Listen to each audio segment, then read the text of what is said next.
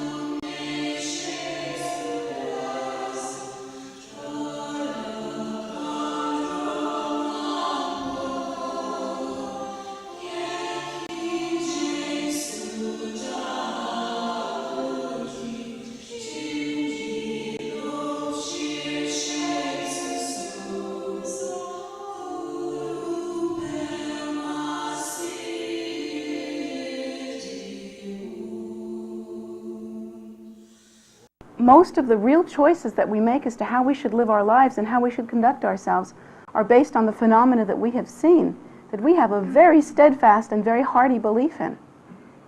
And the things that we have seen, according to the Buddhist teachings, are actually very misleading, in that we have seen cause and effect relationships, but we have seen only partial ripenings of cause and effect relationships. We don't have the omniscience to see all the conditions that occur due to certain causes coming to fruition. Neither do we have the omniscience to see the ripening of causes that were begun previous to this incarnation. So we have a very partial, very incomplete view of what is real and what is not real. In fact, what is happening and what is not happening. These things are hidden from us. So we must take these things into consideration. When it comes to our decision as to how much time to put into our practice and how much of a commitment to make during the course of our lives to our practice, most of us will say, well, yes, I do want to practice Dharma, but I have to live. I have to raise my family. I have to go to work, and I have to do what other people do in my society. And of course, there's something to that. We can't simply hole up in a cave somewhere at this point. We do have to get along. But for a good portion of the time, the decisions that we make are based on the facts that we think we have seen, and we think that we have seen them truly and completely. So hearing a different perspective, hearing what I have just said to the children, that there are those who have seen these miraculous events, and who, having seen them, were so greatly influenced that they were willing to drop many of the things that others consider important in their lives and go for the goal, because the goal had become to them so real. Because we have not had that view and therefore don't have this tremendous opportunity to make that choice easily, does not mean that we can't think and understand that these things have happened, that the stories in our lineage alone teach us that there have been many lamas and their students who have attained great levels of realization, not just 1 or 2 or 10, but many. And so this isn't inconceivable that we ourselves can achieve realization. Certainly it is a worthy goal. Now, for today's teaching, I'm going to spend some time pointing out the blatantly obvious. And sometimes when I do this again and again and again, my son accuses me of teaching as a representative of the Department of Redundancy Department. Department of Redundancy Department. That's all right, you can laugh. And there's some truth to that. But the fact of the matter is that we simply do not register the blatantly obvious. Sometimes the obvious becomes so much a part of the fabric of our lives that we can't pull it out. We can't recognize it. We cannot determine for ourselves what is actually going on. One very obvious point that I would like to point out is that we are already involved in samsaric existence. Anyone in this room, if they give that an entire 30 seconds of thought, could understand for themselves that this is so, once we define samsaric existence. Samsaric existence is that realm of activity that is brought about by cause and effect relationships based on the belief in self-nature as being inherently real. Its characteristics are cyclic birth and death, and rebirth and death, and rebirth and death. It is cyclic. This samsaric realm has a cause. The cause, again, is the belief in self-nature as being inherently real, and therefore the desire that arises from that belief. To recapitulate teachings that I've given before, once one understands or believes or has the view that self-nature is solid and inherently real, that is to say, really solid and undeniably real, that one believes the ego or self-nature to be a true basis and something upon which one should base one's perception and one's facts, then perception, that assumption actually does give way to perception, certain kinds of perception. That is to say, that once one assumes self-nature to be inherently real, one must continuously and constantly go through the process of determining the distinction between self and other. One must determine the distinction between self and other, and one must do so in order to continuously define the limitations and the properties of self-nature. The assumption of self-nature is there. It must therefore be continuously defined. In order to do that, then, other must also be continuously defined. In the process of continuously viewing self-nature as being inherently real, distinguishing between self and other, and defining other as well as self-nature, a process naturally occurs which results in attraction, repulsion, or neutrality. In order to determine other as distinct from self, in order to determine the properties of other, one must begin to decide how other is different from self, how relativity actually occurs. And in that process, one automatically begins to have a response. Response is simply automatic. Response occurs continuously and actually compulsively in the need to determine the reality and properties of self-nature and as other, distinguishable from self-nature. Reaction must take place. We in this room have never had an experience that does not have as its basis reaction. Never. Even though we would like to think so. We would like to think that we've had certain meditation experiences. We would like to think that we have the quality in our minds that we could simply have a very relaxed experience without having a reaction to that experience. Still, I must tell you that as long as we are samsaric beings, as long as we are involved in the realm of death and rebirth, we in fact do react and continuously react and have always had reactive experiences. If you do not know this to be true for yourself, this is something that you can test very easily. You can walk into a room with your eyes closed and then open your eyes. That's all you have to do. And if you are honest and courageous enough to really determine what's happening within your brain, and actually sensitive enough, able enough, you will see that a panorama of things register: color, size, smell, sense, feeling, gradually the number of objects, the placement of objects, many different things register with you, and they actually register one by one, although they may seem to make an impression that occurs simultaneously. The brain works very, very quickly, and they actually register one by one. Each one of those things causes a reaction in us. It is impossible for us to see a color, or shape, or size, or person without determining some sort of reaction to that.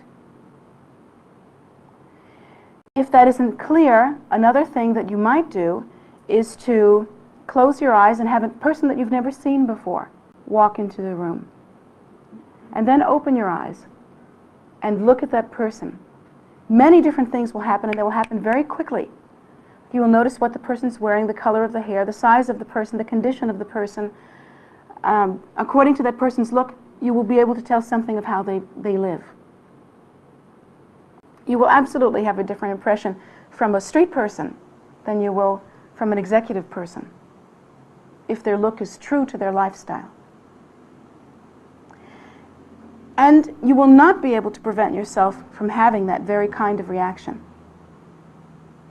So this is a good test to actually put ourselves through, in that we can learn something of our perception. But having had that perception, we are engaged actually in a process that is a continual process with us, and we are actually, and unfortunately, caught up in that process of attraction, repulsion, and neutrality. Each of these reactions occurs due to the arising of desire within our mind streams. Again, desire arises because of the belief in self-nature is inherently real, and because of the perception of the distinction between self and other. In our reaction process toward objects, toward all phenomena, desire arises. And it's difficult to determine what comes first, the chicken or the egg. Actually, in our belief in self-nature as being inherently real, there comes quite naturally a need to continue that continuum of self-nature. And that, in a sense, is the mother of all desire phenomena. There is an ego clinging, and that once one determines the solidity of self-nature, one must continue that solidity, because the belief is that that is one's true nature. Even when we come to the point that we take Dharma teaching, that we begin to receive the teachings, and we understand that that is not our true nature, that in fact our true nature is the inherent Buddha nature, that the primordial wisdom state, which is luminous and spacious and innately wakeful, and has a non-distinguishing awareness, that, or rather I should say non-specific awareness, that nature is in fact our nature. Even when we hear that with our minds, our faith, because of what we have seen since time out of mind, is in the continuum of self-nature. Therefore, it is only the greatest yogis who have the highest realization, who, knowing the moment of their death is at hand, and seeing the moment of their death very clearly, can abandon all gladly and move from the perception of self-nature or confusion, from ignorance, into the realm of bliss, due to their cessation of all ego clinging.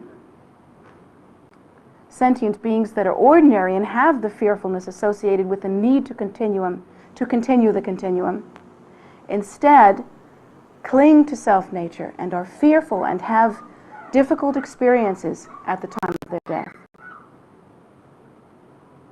So there is a difference in the way that we experience. Back to pointing out the obvious, that we are involved in cyclic existence. We know that this is true We realize that we are involved in cyclic existence. Theoretically, we can understand that this is the case, and yet our difficulty is that we cannot realize the truth of that to the degree that we understand the need to abandon that belief. The fine line here is very hard to distinguish, very difficult to understand. It is possible to have a theory or an understanding, a theoretical understanding that is quite elevated and quite clear, an intellectual understanding, and yet within the context of our lives to continuously and obviously grasp onto phenomena. Do you think that that's true? It must be true. Look in the mirror and see how you live. All of you. See how I live. How do we respond? What do we do when we're in trouble? What do we do when we are feeling lonely? For instance, when we are feeling lonely, we try to be with someone, we try to have friends, or we try to communicate our loneliness in some way as to relieve that suffering. We rarely look at the causes of that loneliness and try to solve the problem in a deeper way. For instance, according to the Buddhist teaching, the cause of loneliness would be a lack of generosity or kindness or concern in the past. And that would probably be in some previous incarnation. So when we see our loneliness, we do not immediately go out and try to deepen our hearts with concern for other sentient beings.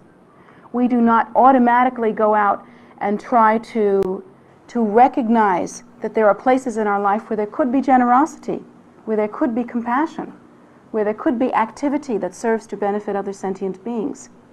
Instead, we wish to speak of our loneliness, or we wish to try to get away from our loneliness. We try to escape it. That's just a small example, but I think it's an example that each of us can relate to. Not all of us are sick, not all of us are poor, but we can all relate to having been lonely at one time or another. Each one of us has had that feeling. So let's use that as our example. Knowing that we react toward loneliness in these usual ways, if we probe deeper, we'll see that that reaction teaches us something about ourselves. What we learn about ourselves from that is that we do not understand the deluded response that we are not now having.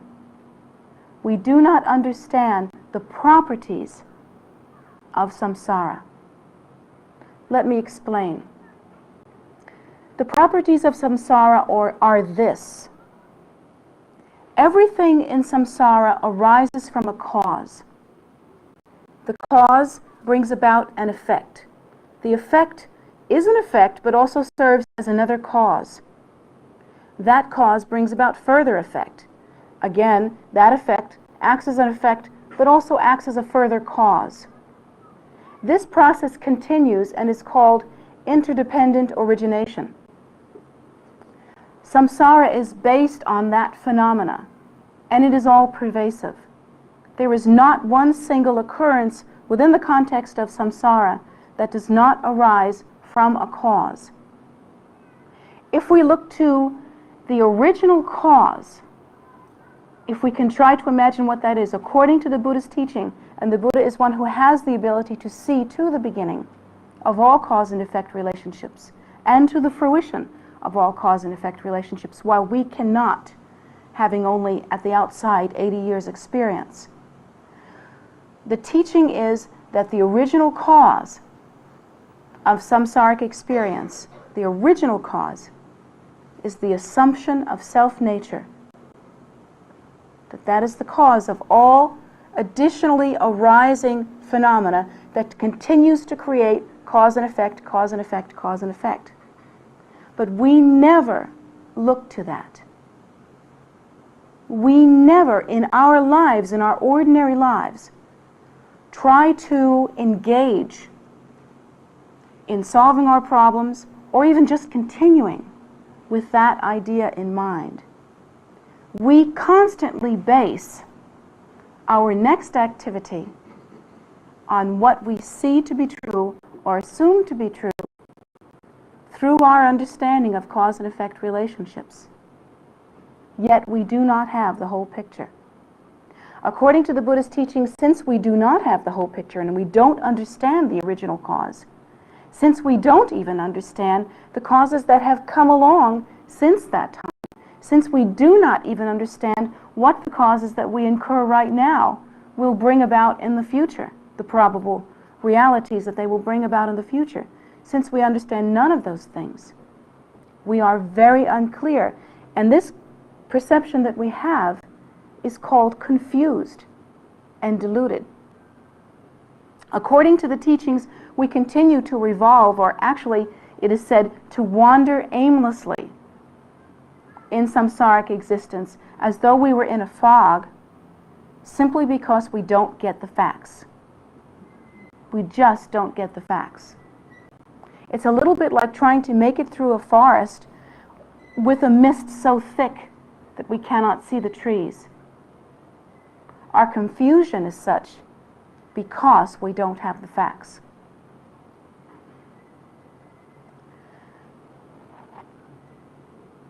If we could really understand that to the depth of our being, wouldn't it really change us? Wouldn't it change our mode of operation? Wouldn't it finally convince us to stop trying to satisfy ourselves in the ways that we do, completely incompetent as in those ways?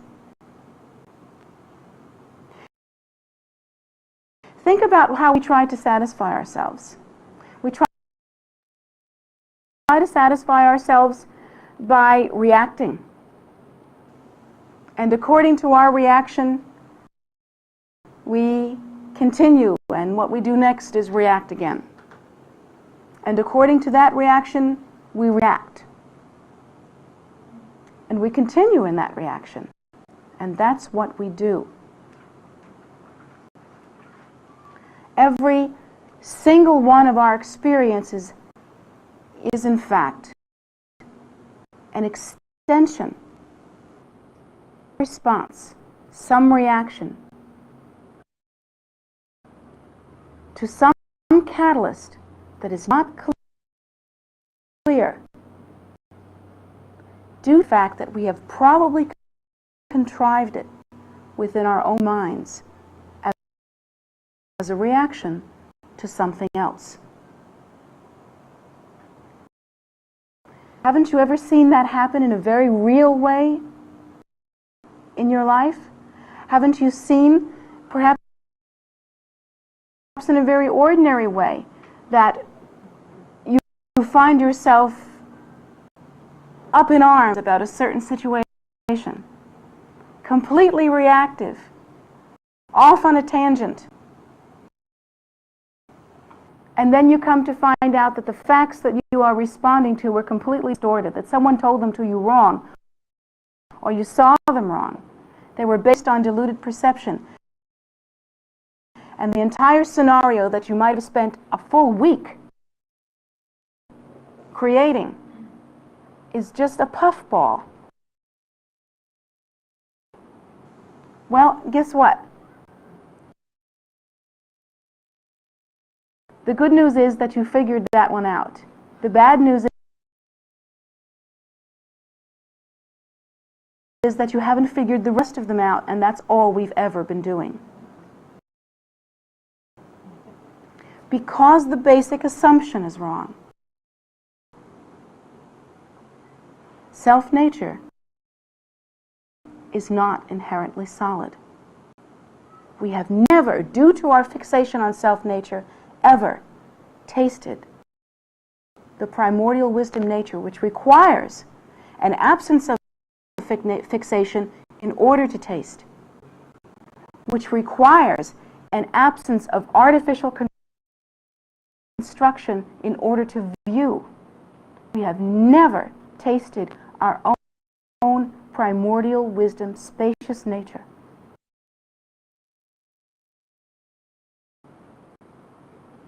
Which by definition is free of such fixation and contrivance. Therefore, every assumption that we have made and every conclusion that we have drawn from it is incorrect.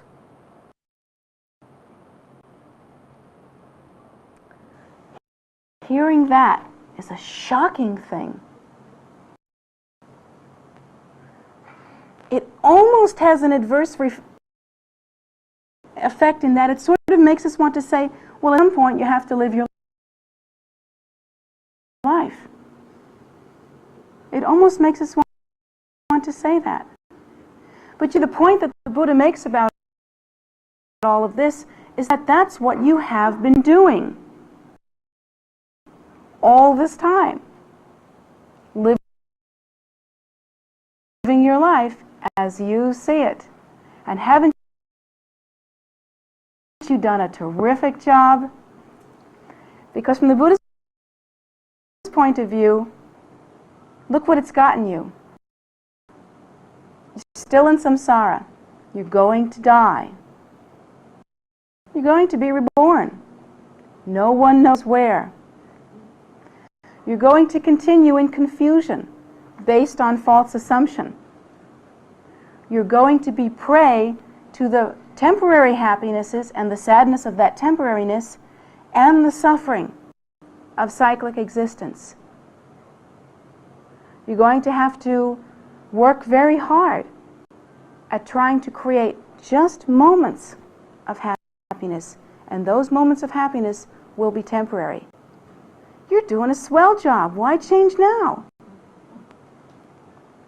According to the Buddha's teaching, then, we have to examine the faith that we have in this temporary cyclic existence. And we have to make some other kind of determination.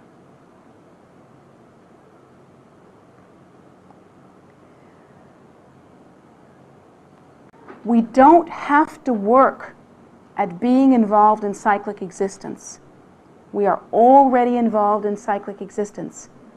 Another obvious fact. Yet it's something we don't get because we continue to work very hard at being involved in cyclic existence. What we don't put much effort into is the precious awakening that we call enlightenment. The pacification of all hatred, greed, and ignorance that arises within the mind stream due to the reaction, due to the belief in self-nature as being inherently real. We put very little real, actual effort into that. Yet we are not now enlightened. And not being enlightened, we must put forth some effort into attaining that state. The first effort has to be in determining the false of cyclic existence and the obvious then value of enlightenment. If cyclic existence arises from a cause, and that cause is desire and the belief in self-nature as being inherently real, or that primary assumption, then what is the cause of enlightenment? The cause of enlightenment is quite different, actually. The cause of enlightenment is the inherent Buddha nature. Within us, each one of us, as our true nature, has that Buddha seed, that seed of enlightenment, that inherent potential that is the nature. That inherent potential cannot be looked at as an object or a seed that is solid, else we would be making the same mistake that we make when we believe in self-nature. That inherent nature has to be understood as the union of spaciousness, space, and discriminating wisdom.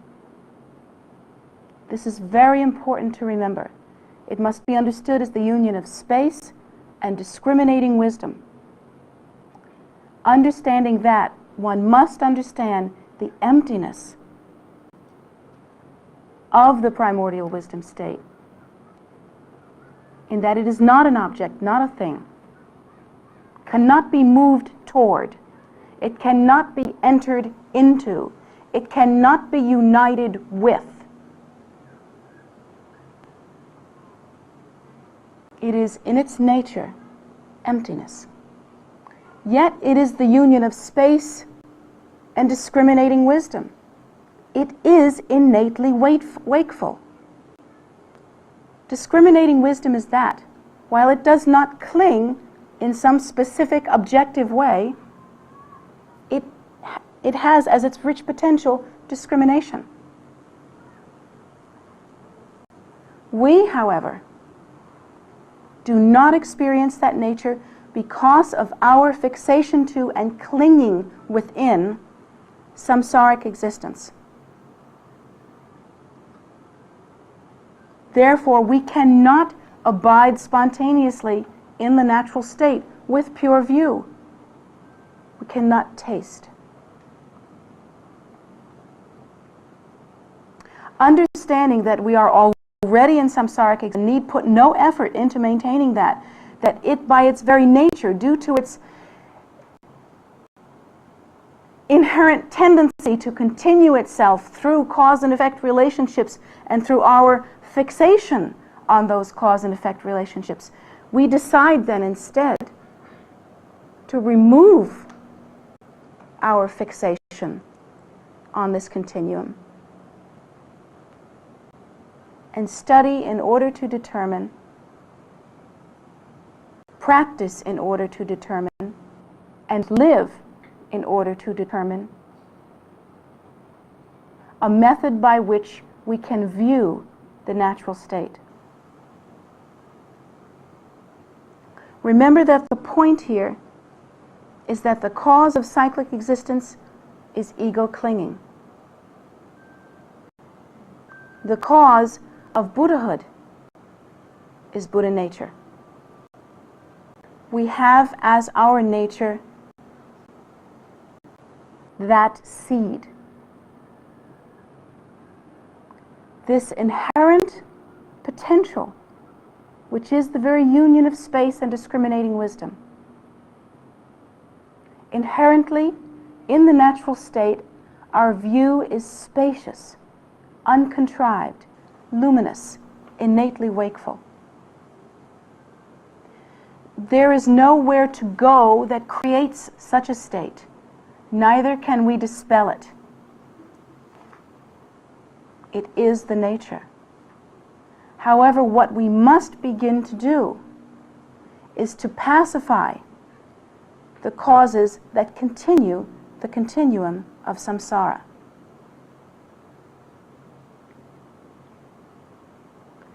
Hatred, greed, and ignorance.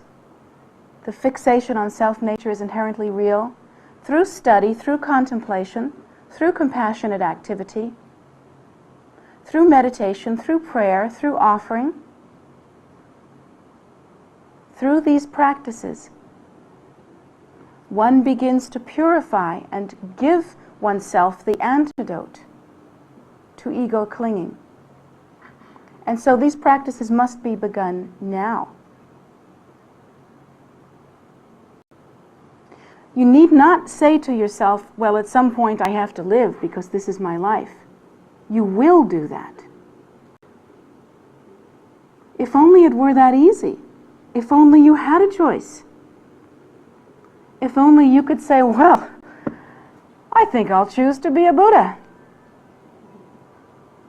But it's not that easy. Please study the obvious. We are living in samsaric existence. That is the reality that we experience. Due to the compulsion and fixation that we experience, and all of the cause and effect relationships that we have been continuing and view as our continuum since time out of mind, that is what we experience now. It's taking care of itself.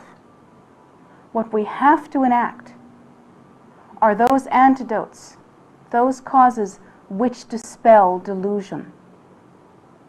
The natural cause, the natural antidote to the belief in nature as being inherently real is compassion. Compassion to the degree that we understand that all sentient beings are equal, that they are in their nature the Lord, the inherent Buddha nature.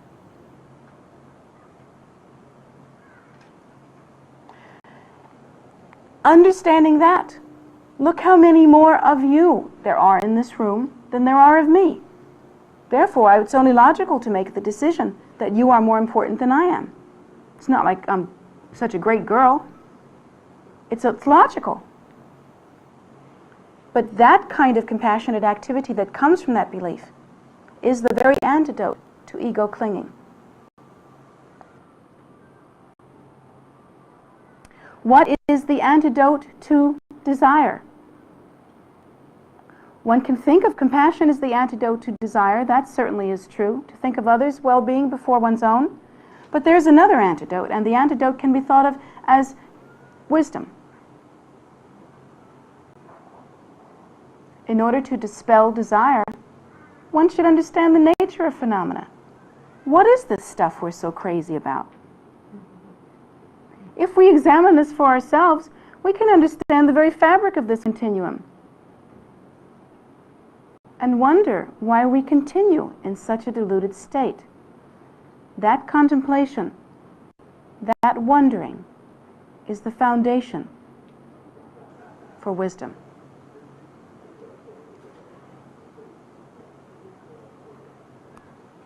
Hatred.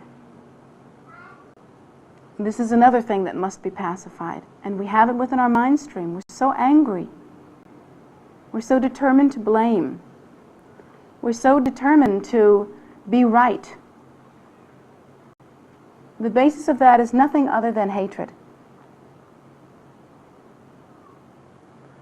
How can we consider the antidote to hatred? Equanimity. To understand that the basis of all phenomena is the empty nature, that all things arise from the great womb of emptiness. To understand that all sentient beings are equal and that their nature is the Buddha. That there is essentially nothing, no thing to fight against, and nothing, no thing to be right about, and nothing, no thing to expect, and no one who is separate from one's own nature. To study in this way is the beginning of awakening. These are the steps that we must take. We are already taking the steps that cause us to remain in delusion.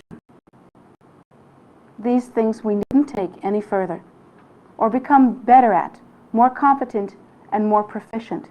We're very good at that. Instead, we should try something new. Determining the faults of cyclic existence, we must determine the value of the precious awakened state. Enlightenment, or the precious awakened state, the state of Buddhahood, is the only true cessation of suffering. It is the cessation of suffering. Because it does not have the components of suffering, the necessary cause and effect relationships that continue the continuum of suffering. For that reason, Buddhahood must be embraced for oneself and for the sake of all sentient beings equally. This is the determination that one must make, and one must make it faithfully from the heart. And in order to do that, one must take advice from the Redundancy Department. and clearly understand that we do not yet understand the obvious. If we knew how to create happiness permanently, we would do so. There is no permanent happiness in cyclic existence because cyclic existence has as its basis impermanence and change.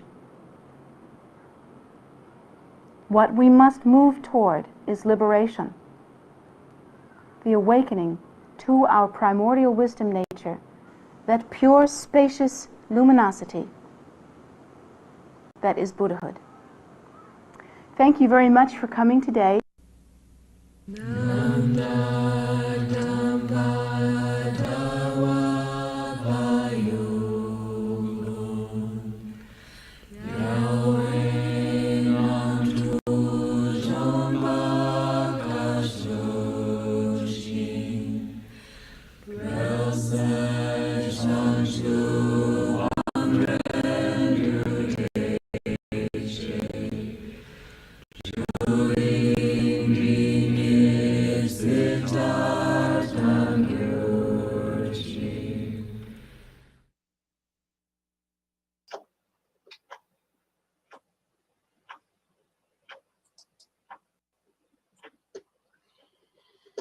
Thank you, everyone. Thank you so much for joining us today.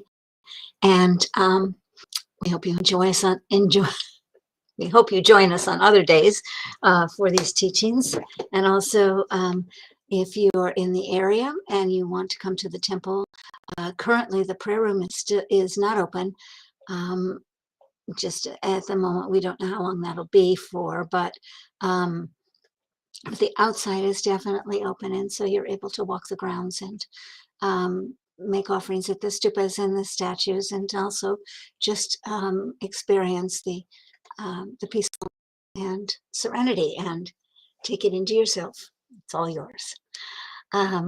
We show these teachings by Jetsunma, which spanned over 30 years, and we show them on Wednesday nights at 7:30 and on Sunday mornings at 11.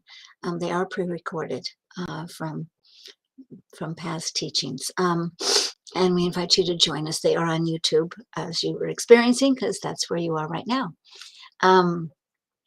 So let's see. We also do meditations Saturdays and Sunday mornings at 10. And we have a medicine Buddha practice for everyone on Facebook every evening at 7 p.m. So, we're sorry, my throat is closing up here.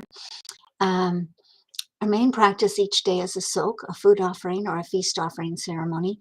It's Monday through Friday at 5:30, Saturdays at noon, and Sundays at 2. On the days where there's a longer practice due to the lunar calendar, we have those at 7:30 at night during the week, and then at 2, as you would on Sundays.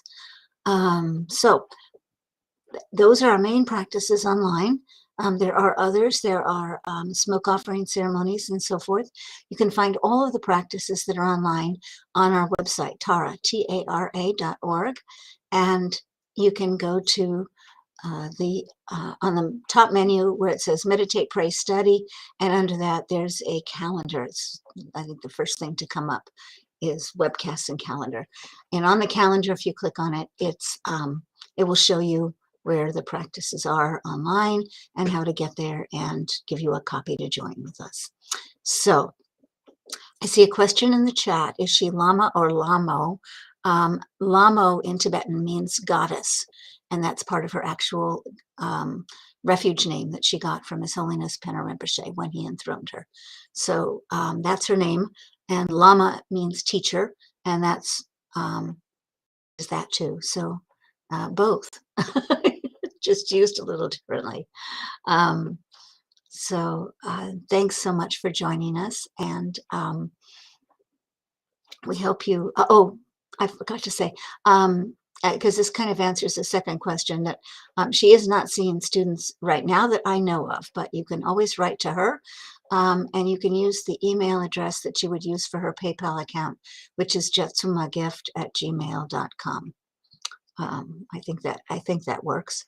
And if not, go to kpc@tara.org, and your message will be forwarded to her. So in fact, that may be the best way, that fastest. So anyway, that's how you can reach her. And we hope that you're able to come and visit with us soon inside, and that you come often and visit with us outside. It really is beautiful, and we hope you enjoy it. So we'll see you next time on Sunday at 11, and between now and then, stay safe and take care of yourselves and others. Thank you.